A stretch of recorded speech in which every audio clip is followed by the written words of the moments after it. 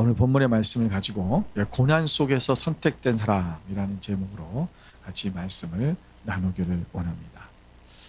우리 갓 태어나라고 하는 그 나비는 이 고치 사이에 아주 좁은 틈을 비집고 나오려고 무척이나 몸부림을 친다고 합니다. 찰스 코만이라는 이 곤충학자가 이 곤충을 연구하면서 이 고치에서 나오려고 하는 그 나비의 모습을 보면서 너무 안타까워서 그 고치를 가위로 틈을 좀 이렇게 잘라 주었답니다. 그랬더니 이 덕분에 나비가 그 이 고치에서 나오기가 너무 편해졌죠. 그래서 금방 빠져나오게 됐어요. 그리고 이제 이 나비가 아름답게 날개짓하면서 날 것을 이제 기대했습니다. 그런데 이상하게도 이 나비가 움직이지도 못하고 땅바닥을 버둥거리더니 얼마 지나지 않아서 그만 죽어버렸답니다. 나비가 힘차게 날개짓을 하기 위해서는 그 힘겨운 몸부림을 그 고치 안에서 빠져나올 때 거기에 힘을 주는 거예요. 그래서 힘을 주면서 그 나오려는 그 힘을 쓰는 그 순간에 날개에 있는 혈관으로 충분한 양의 혈액을 공급해 주어야 된다고 합니다. 근데 이 과정을 거치지 않고 그냥 고치를 잘라 주었으니까 이 날개에 힘이 없어서 날지도 못하고 결국은 죽게 되었다라는 거죠. 우리가 인생을 살면서 우리에게는 힘든 과정들이 있습니다. 우리가 알게 모르게 찾아오는 고난들이 우리 삶 속에 있습니다. 우리가 어렸을 때는 어린 대로, 또 성년이 돼서는 성년이 된 대로, 나이가 들면 나이가 든 대로, 노년이 되면 노년이 든 대로 늘 고난은 우리에게 찾아옵니다. 우리의 인생을 살면서 이런 힘든 과정들, 이런 고난이 없이 편안하게 살면 얼마나 좋겠습니까? 하나님이 왜 이런 고난을 우리에게 주셔서 우리 가운데 이렇게 어렵게 만드는가? 그러니까 우리 가운데 조그만 이 고난, 이런 것이 우리 가운데 오면 우리는 창조주 하나님을 원망하기도 하고 불평을 합니다. 하나님이 안 계신가 보다. 하나님의 능력이 없어서 이렇게 나를 내버려 두시나 보다. 또는 우리가 하나님께서 조금만 힘을 써주시면 내가 좀 편하게 이 과정을 좀 지나갈 텐데, 그리고 우리가 하나님 앞에 그렇게 호소합니다. 그러다가 더 힘들면 어떻게 합니까? 내 죄 때문이지 라고 포기하고 체념하게 됩니다. 여러분, 우리 이스라엘 백성들을 보면 저들이 죄를 지어서 벌을 받고 있다고 우리 생각할 수 있어요. 저들이 하나님을 떠났고 우상 숭배를 했으니까 오늘 그 이스라엘 백성들이 지금 하나님 앞에 벌을 받는 거야, 그 고난 속으로 들어가게 된 거야 라고 우리는 생각할 수 있어요. 그런데 여러분, 하나님께서 이스라엘 백성들을 이 고난의 풀무불 속에 집어넣은 것은 하나님께서 그들을 향하신 뜻이 있기 때문에 그렇습니다. 여러분, 요한복음 9장 1절 이하를 보면 나면서부터 소경된 자가 나와요. 그때 제자들이 예수님께 묻습니다. 저 사람이 소경된 것이 저 사람의 죄 때문입니까? 아니면 부모님의 죄 때문입니까? 라고 묻습니다. 그때 예수님께서 이렇게 대답하시죠. 요한복음 9장 3절 우리 다 같이 한번 읽어볼까요? 예수께서 대답하시되 이 사람이나 그 부모의 죄로 인한 것이 아니라 그에게서 하나님이 하시는 일을 나타내고자 하심이라. 아멘. 자, 이것은 죄의 문제가 아니라는 거예요. 적어도 이 사건 자체는 누구의 죄 때문이 아니라 예수님 말씀하시기를 그에게서 하나님이 하시는 일을 나타내고자 합니다 라고 말씀하고 있습니다. 그럼 물론 우리에게 닥치는 어떤 고난들이 우리의 죄의 문제일 수도 있어요. 또는 어떤 경우에는 우리가 무지와 무능 때문에 우리가 잘못해서 그렇게 고난이 올 때도 있고요.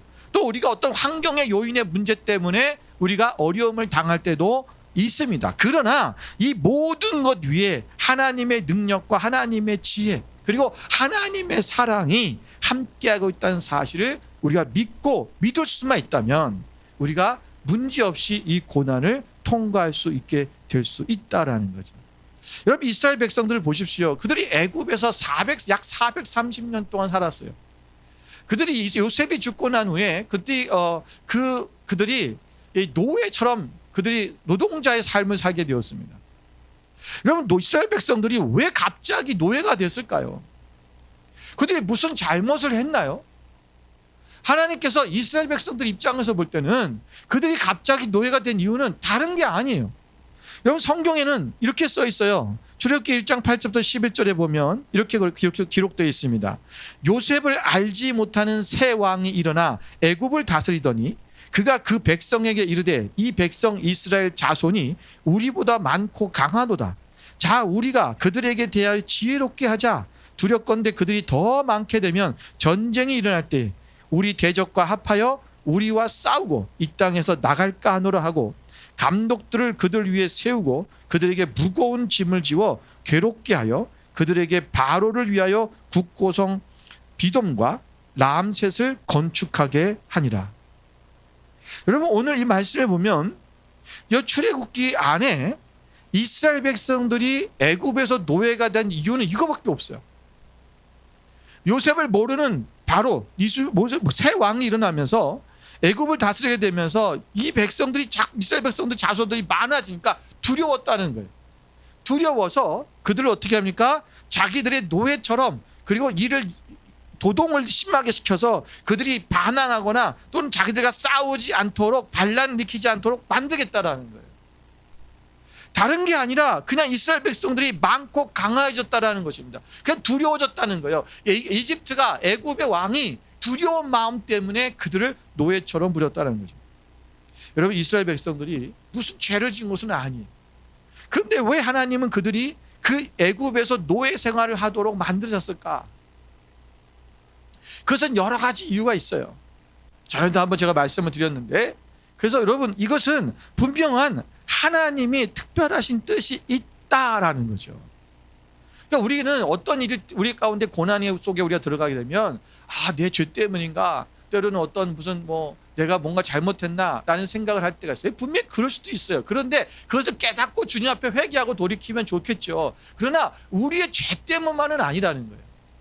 어떤 우리 환경이 이렇게 만들 때도 있고, 때로는 우리가 하나님 앞에 몰라서 우리가 실수해서 고난을 당할 때도 있어요. 많은 사람들이 병에 걸리면 무슨 생각부터 하냐면은, 어떤 사람이래요. 당신이 죄를 져서 하나님이 병을 줬다고. 아니요. 우리가 건강 관리를 잘 못해서 그럴 때도 있어요. 우리가 건강 관리 안 하고 운동도 안 하고 먹는 것도 나쁜 것만 먹고, 그러면 병이 걸리는 건 당연한 거예요. 제가 옛날에 이 운동을 아침마다 달리기를 10km씩 했는데 열심히 뛰었어요. 그런데 열심히 뛰었는데 관절염이 생긴 거예요. 그래서 제가 열심히 운동했는데 하나님이 관절염이 생깁니까? 그랬더니 알고 봤더니 어떤 분이 저한테 그러더라고요. 목사님, 뭘 신고 뛰었냐고 그러길래 제가 신은 신발을 보여줬어요. 그랬더니 이거 신고 뛰시면 안 돼요 그러더라고요. 러닝화를 신고 뛰어야죠. 이 신발은 뛰는 신발이 아니에요 그러더라고요. 그러니까 무릎이 나가는 거예요, 관절이. 그러니까 내가 실수한 거죠. 몰라서, 무지해서 생긴 거예요. 그러니까 무지해서 생긴 고난이라는 거예요. 우리 이런 여러 가지 고난들이 있어요. 자, 하여튼 어떤 고난들이 오든 간에 이 고난 속에서 하나님께서 우리 가운데 두 가지를 생각해 주는 거예요. 여기서 보면 왜 고난이 우리 가운데 왔을 때 우리가 어떤 생각을 해야 된다. 뭘 생각해야 되냐? 오늘 본문의 말씀에서 그것을 두 가지를 우리가 살펴보려고 하는 것입니다. 첫 번째는 고난 속에서 우리는 하나님은 자비로우신 분이라는 것을 여러분 생각해야 돼요. 고난이 올 때, 우리의 고난 속에 있을 때 말씀하는 겁니다.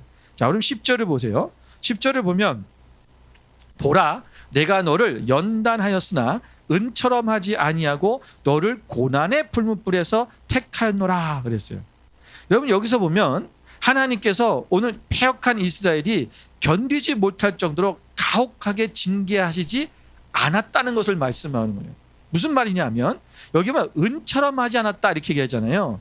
여러분, 은처럼 하죠. 여러분, 은처럼 하는 은을, 여러분, 우리가 재련을 할 때 은을 이제 우리가 은 속에 있는 불순물을 제거하기 위해서 문을 어떻게 합니까? 여러분, 몇 천도가 되는 그 풀무불 속에다가 집어넣어요. 그래야지만이 그 안에 불순물이 다 태워지고 순수한 은이 생기는 거예요. 금도 마찬가지죠. 그런데 오늘 하나님께서 너희를 은처럼 하지 않았다. 연단하는데 은처럼 하지 않았다. 이 말이 뭐냐면, 여러분, 이사야 1장 22절에 보면 이렇게 말씀하고 있어요. 한번 같이 읽어볼까요? 이사야 1장 22절 함께 있습니다. 내 은은 찌꺼기가 되었고 내 포도주에는 물이 섞였도다. 이 말씀 뭐냐면요, 오늘 이스라엘을 은혜에 비유하면서 그들이 뭐냐면 찌꺼기가 되었다라는 거예요. 그러니까 지금 이스라엘을 뭘로 비유하냐면 찌꺼기 같다라는 거예요. 자, 찌꺼기는 어떻게 하면? 자, 은 속에 있는 찌꺼기, 불순물, 이건 어떻게 해요? 불 속에 들어가면 어떻게 돼요? 다 타서 없어지는 거예요. 그러니까 하나님께서 지금 이스라엘 백성들을 은처럼 은을 연단하지 않겠다는 것은 뭐냐면 니들은 찌꺼기 같기 때문에 은처럼 연단해 버리면 다 없어져, 사라진다는 거예요. 그래서 하나님이 그 고난의 물 속에 들여버 집어넣지만 그러나 고난 속에서 그들이 완전히 사라지고 멸망하지 않도록 하나님께서 연단의 수준을 낮게 하셨다라는 거예요. 하나님은 그렇게 우리를 세밀하게 우리를 살피시고 우리를 도와주시는 거예요.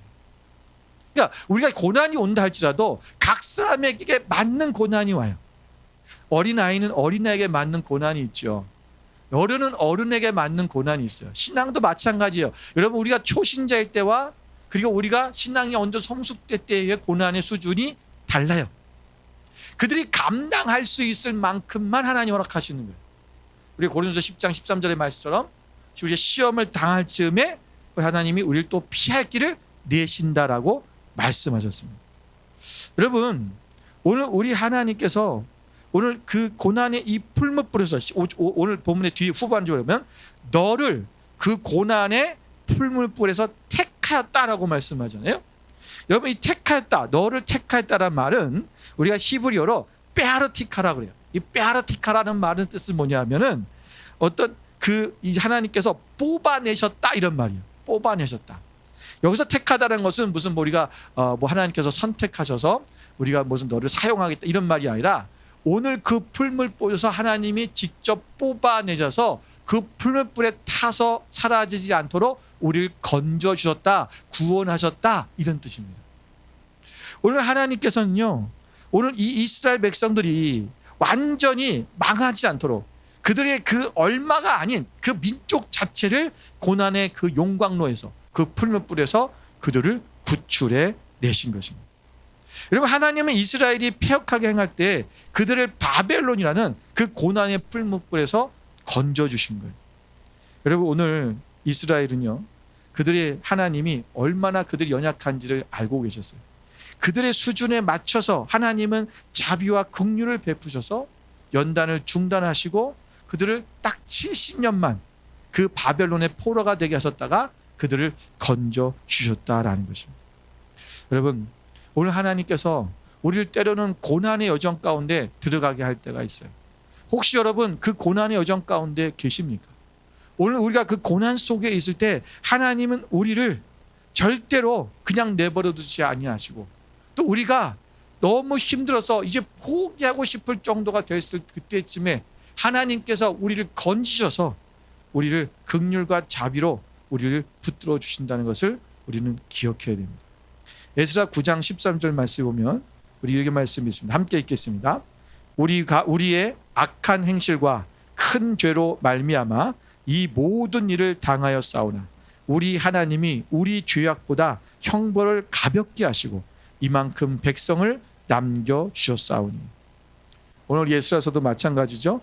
이들이 이제 그 에스라서는 그 포로로 잡혀갔다가 그들이 다시 바벨론으로 돌아왔을 때 바벨론에서부터 포로로 잡혀가서 돌아와서 예루살렘으로 돌아왔을 때 얘기하는 거예요. 그때 자신들의 악한 행실과 죄로 말미암아 그들이 형벌을 받게 되었지만 그러나 하나님께서 우리의 죄악보다도 형벌을 가볍게 해주셨다. 우리의 죄를 생각하면 우리는 어마어마한 형벌을 받아야 돼요. 우리 민족 완전히 멸절돼야 돼요. 그러나 하나님께서는 우리를 그 죄악보다 형벌을 가볍게 하시고 이 백성을 남겨주셨다라는 것입니다. 여러분, 우리가 큰 죄악에 빠져서 혹독하고 처절한 징계를 받아야 했음에도 불구하고 망하지 않고 살아남을 수 있는 것은 바로 하나님께서 우리를 끝없이 사랑하시고 자비로운 마음으로 우리를 붙들어 주시기 때문입니다. 그리고 우리 안에 우리의 삶 속에 여러분 고난이 찾아올 때에 우리 하나님께서 우리를 사랑하시고 우리를 자비로우신 그 하나님이 나를 붙들고 계시다는 사실을 먼저 잊어서는 안 됩니다. 그리고 하나님께서 나를 건져주실 거라고 하는 나를 택해서 다시 나를 이 구원의 손길로 나를 이 고난 속에서 건져주실 거라고 하는 것을 믿음을 가지고 주님 앞에 나아가시는 그 믿음의 눈을 가지시기를 주님의 이름으로 축원을 드립니다. 두 번째는 하나님의 영광을 위해서 하나님께서 우리를 이 고난 속에서 반드시 우리를 건져주신다는 것을 생각해야 됩니다. 여러분, 오늘 9절의 말씀에 보니까 내 이름을 위하여 내가 노하기를 더디할 것이며 내 영광을 위하여 내가 참고 너를 멸절하지 아니하리라 그랬어요. 여러분, 내 이름을 위하여 내가 노하기를 더디한다. 내 영광을 위하여 내가 참고 너를 멸절하지 아니할 것이다. 여러분, 하나님께서 고난의 풀문불 속에서 이스라엘 백성을 택하여 구원하신 이유가 무엇이냐 하면 바로 하나님의 영광을 위해서라는 거예요. 오늘 4절의 말씀 보면 오늘 이스라엘 백성들에 대해서 하나님께서 말씀하시기 너는 완고하며 네 목은 쇠의 힘줄이요 네 이마는 노시라 그랬어요. 여러분 목의 힘줄이 무쇠 같고 너의 이마는 녹과 같다라는 거예요. 여러분, 이것이 뭐냐면 온갖 죄악과 타락 속에서 불신앙적인 삶 속에서 죄악 가운데 만연되진 이스라엘 백성들을 말하는 거예요. 그들이 얼마나 패역했는지 그들이 하나님께서는 그들을 멸절하지 아니하시고는 견딜 수가 없을 정도로 그렇게 목이 곧았어요. 목이 뻣뻣하고 절대로 하나님 앞에 그들이 하나님께서 그렇게 많은 선지자들 보내셔서 하나님께서 말씀하신데도 불구하고 그 말씀을 듣지를 않아요. 자기의 고집대로 하는 거예요. 그리고 세상의 것들을 쫓아가고 계속적인 우상숭배를 계속하면서 하나님을 떠나 있는 이 이스라엘 백성들. 하나님께서 어떻게 더 이상 그들을 위해서 참을 수 있겠습니까? 그런데 오늘 하나님 말씀하시기를 내 영광을 위하여 내가 참는다. 그리고 그들을 멸절하지 아니하겠다. 그 11절에도 보면 나는 나를 위하여 이룰 것이다. 그들을 고난의 풀무불에서 건져내겠다 하시는 말씀이 내 이름을 욕되게 어찌 내 이름을 욕되게 하리요 내 영광을 다른 자에게 주지 아니하리라. 하나님께서는 하나님의 영광을 위해서 이 일을 하시겠다라는. 여러분, 우리 하나님의 자녀들이 고난 가운데만 있다면, 고난 속에 있다면 세상 사람들이 뭐라고 보겠습니까? 야, 저 예수 믿는다는데 늘 저렇게 지질이 궁상으로 사네. 예수 믿는다는데 늘 아프고 힘드네. 예수 믿는다고 하는데 늘 안 좋은 일만 생기네. 사람들이 그렇게 하면 하나님 영광이 가려질 거 아니에요. 하나님 믿어봤자 아무 소용이 없어. 그런데 여러분, 하나님을 믿는 사람들이 그런 고난 속에 있었는데 그 고난에서부터 극복되고 돌파하고 또 고난 회복되는 역사들을 하나님이 보여주심을 통해서 야, 하나님은 놀라우신 분이야. 하나님은 위대하신 분이야. 하나님 우리를 창조주시야. 하나님 우리를 구원하신 분이야. 그 하나님의 영광을 사람들이 올리게 되잖아요. 우리가 두려워하지 말아야 됩니다. 왜냐하면 우리의 이 고난을 통해서 하나님의 영광을 반드시 받으시기 때문이에요. 여러분, 이스라엘 백성들에게 여러분 계속해서 예레미야도 그랬고 이사야도 그랬고 말씀하고 있는 너희가 바벨론의 포로로 잡혀가지만 그러나 70년이 차면 반드시 돌아오게 될 것이다. 여러분, 이 말을 여러분 선지자들이 했을 때 이스라엘 백성들은 한 명도 믿지 않았을 거예요. 그걸 어떻게 믿겠어요? 그 70년이라는 세월이 있으면 우리가 돌아간다?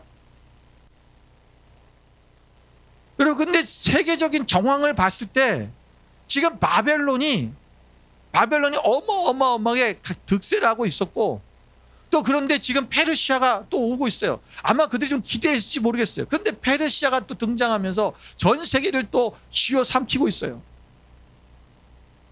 도대체 우리가 지금 이 상황에서 저 페르시아가 이 바벨론을 먹으면 우리가 돌아갈 수 있을까? 가능성은 점점 희박해지는 거예요. 믿을 수가 없는 거죠. 그런데 하나님께서는 이거는 이스라엘 백성들뿐만 아니라 모든 전 지역에 있는 그 지역에 있는 모든 민족들 나라들이 그렇게 생각하는 거예요. 근데 어느 날 갑자기 페르시아가 등극하고 페르시아가 바벨론을 점령한 후에 갑자기 이스라엘 백성들을 예루살렘으로 돌아가라 해줬다는 거예요. 여러분, 이것이 얼마나 놀라운 일입니까? 여러분, 이 상황을 봤을 때 그때 당시에 모든 사람들이 하나님께 영광을 돌렸을 거예요. 야, 하나님은 이스라엘 백성들은 또 하나님께서 말씀하신 선지자의 말씀을 기억하고 있을 거 아니에요. 야, 진짜네? 이게 일어나고 있네? 오늘 그들을 그 목이 뻣뻣하고 그리고 그 고집이 그냥 쇠사슬 같은 무쇠의 힘줄 같은 그런 사람들이 오늘 하나님 앞에 다시 나아가고 하나님만이 영광이고 하나님께서만이 일을 하신다는 것을 바라보며 주님 앞에 나가게 되는 것입니다. 하나님은 사람들을 쓰시고 사실 때 이 고난의 풀무로 집어넣으실 때가 있습니다. 여러분 모세를 보십시오. 여러분 그는 자신의 힘으로 살았습니다. 그가 자신의 동족을 괴롭히는 애굽 사람을 쳐 죽였습니다. 여러분 여기서 보면 자기 동족을 괴롭히는 사람을 쳐 죽였다라는 거예요. 여러분 죽였다는 거예요. 여러분 실수로 죽인 게 아니에요.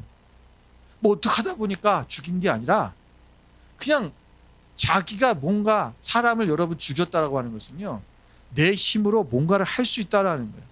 지금 하나님도 뭐고 안 보인다는 거예요. 여러분 지금 모세가 하나님을 정말 진심으로 하나님을 믿고 있는 사람이라면 여러분 사람을 죽이는 일은 살인하는 일은 하지 말아야 돼요. 그죠? 왜냐하면 우리가 사람을 죽이는 일들이 그것이 여러분 하나님 원하시는 일이 아니잖아요. 여러분 지금 자기의 힘, 자기의 혈기가 지금 왕성한 거예요. 또 자기가 이 애굽의 지금 왕자로서의 삶을 살았기 때문에 자신의 힘으로 자신이 갖고 있는 그 권력으로 뭐든지 할 수 있다라고 생각을 했어요. 여러분 결국은 자신의 뜻대로 모든 것을 행할 수 있다라는 마음을 가졌다는 거고요. 그리고 자신의 감정을 다스리지 못하는 사람이었다는 것입니다. 하나님은 이런 모세를 미디안 광야에서 40년 동안 양치기로 살게 하셨어요.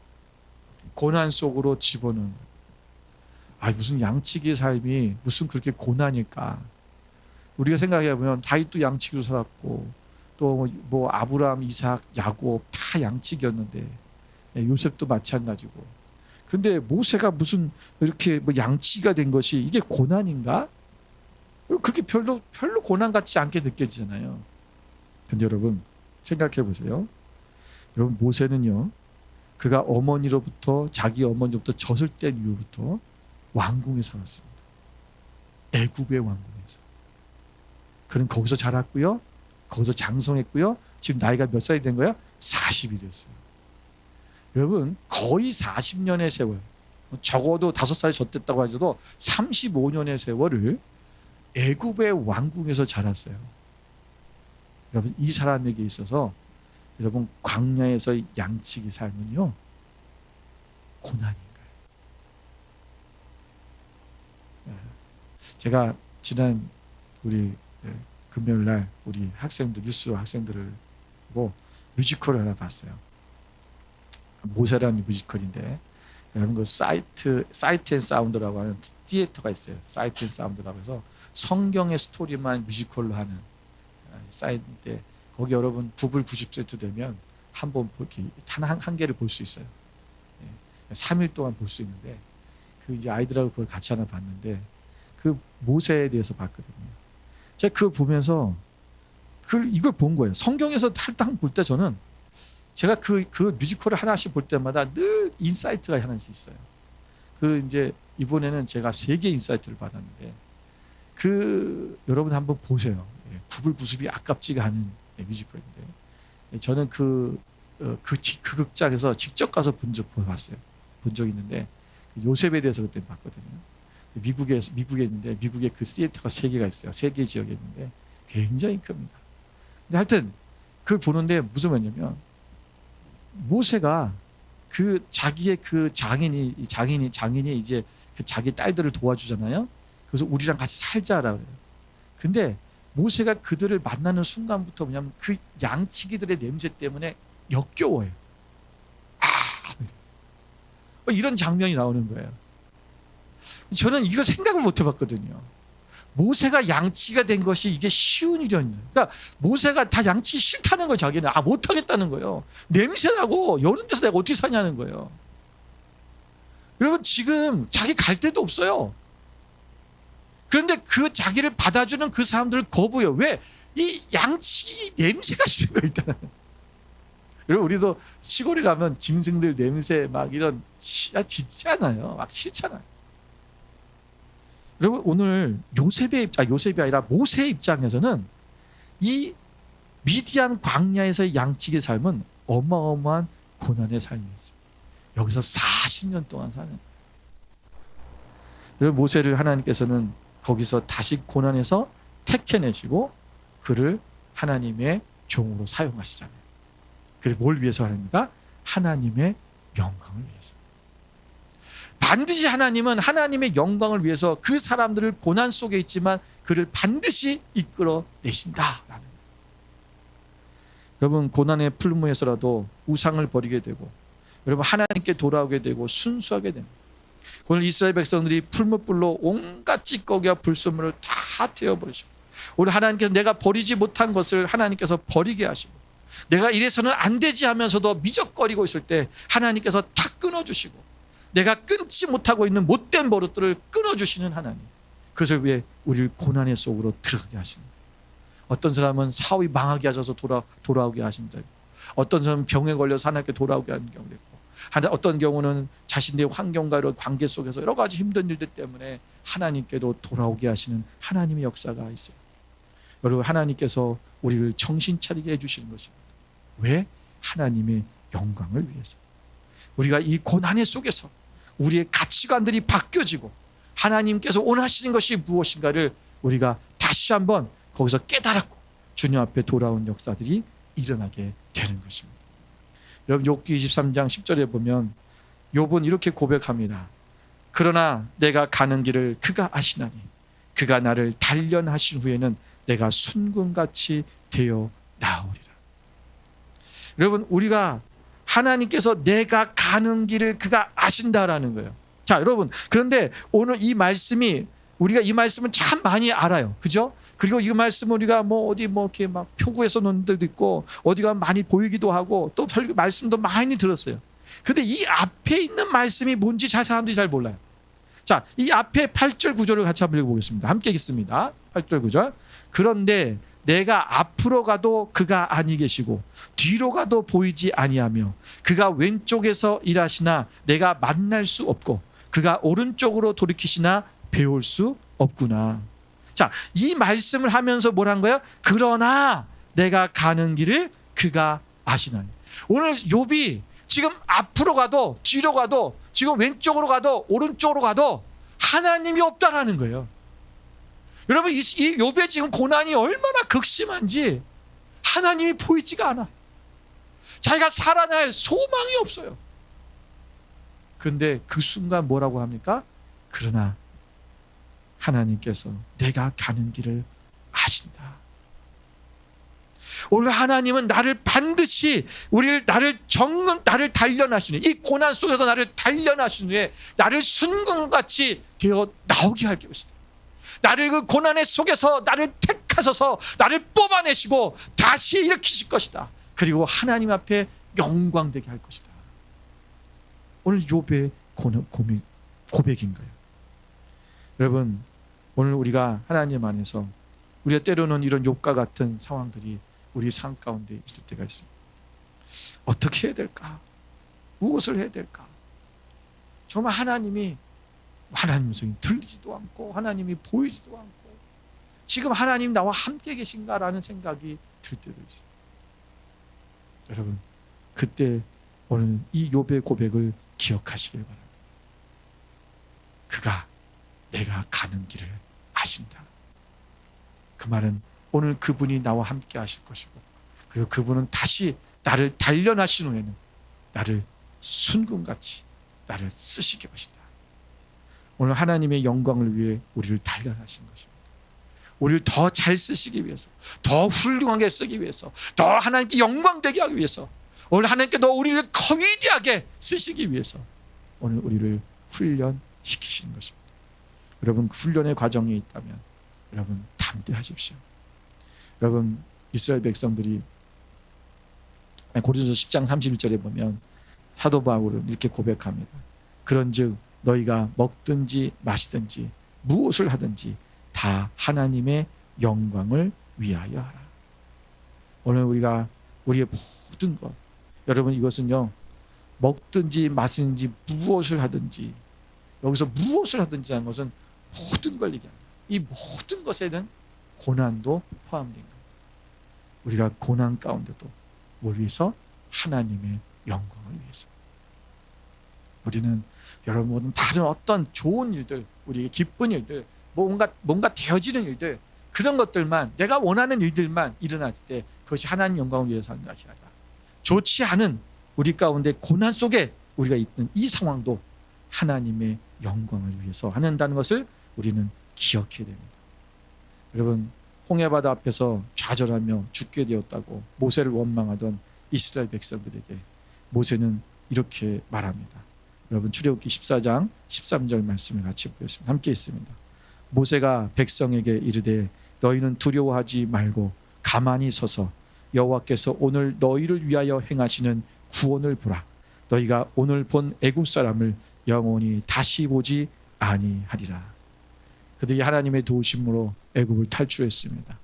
그런데 오늘 그들 앞에는 홍해가 얼어막혀 있고 뒤에는 애굽의 군대가 쫓아왔습니다. 지금 앞에도 뒤에도 하나님이 보이지 않는 거예요. 오늘 이스라엘 백성들은 그 순간 뭐 합니까? 하나님을 원망하고 모세를 원망합니다. 여러분, 하나님의 놀라운 기적 같은 10가지의 기적들을 보고 그들이 어떻게 그들이 애굽에서 나왔는지, 그게 불과 얼마 되지 않은 그 시간에 그들은 홍해바다 앞에서 하나님을 원망하고 모세를 원망해요.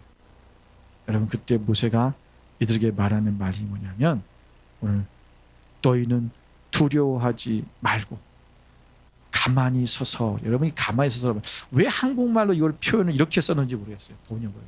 여러분, 여기 우리 영어 성경에 보면 뭐라고 됐어요? Stand firm. 굳건히 서라. 확고히 서라.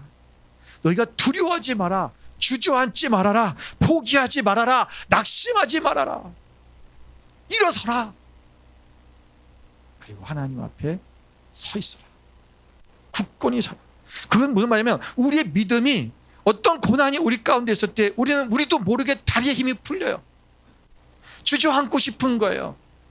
나 이제 끝났다라는 생각이 드는 거죠. 여러분, 여러분 바다가 앞에 있고 뒤에 지금 애굽의 군대가 여러분 칼을 들고 창을 들고 쫓아오고 있는데 언제 죽을지 모르잖아요. 끝난 인생이죠. 바다에 수장되든지 칼에 죽든지 둘 중에 하나예요. 그런데 여러분, 그 낙심이 오는 그 순간, 그 고난이 오는 그 순간, 여러분, stand firm 하라. 확고히 굳건히 서라. 하나님 앞에 서라.